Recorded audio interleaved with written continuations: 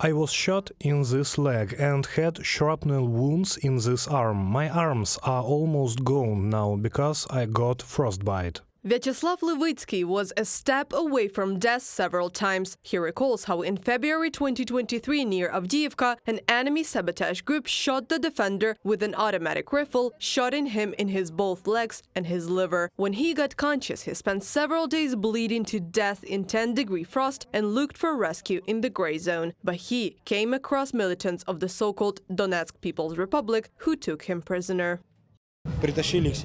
They dragged me to their place. First, the nurses bandaged me up with peroxide and left. When she left, she said, "I can't look at this." So I immediately realized that they were going to beat me, and so they did. They interrogated me, beat me so badly I had bruises under my eyes. My nose was broken. I was beaten on the head with a supper shovel.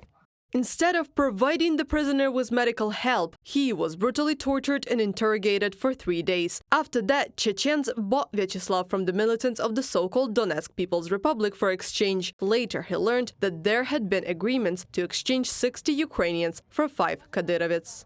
The first commander who saw me, he said, "Oh, Slavik, you are so beat up." He just swore at these people. He promised me that they won't beat me there. They washed me, changed my clothes. I stayed with young Chechens for another 24 hours, and they fed me. At the hospital in Grozny, the defender underwent surgery and had his hands and feet amputated, as his feet were affected by gangrene and his hands were frostbitten. After 3.5 months of captivity, Vyacheslav was exchanged. His mother, Tatiana, says that all this time she did not know where her son was. He was considered missing.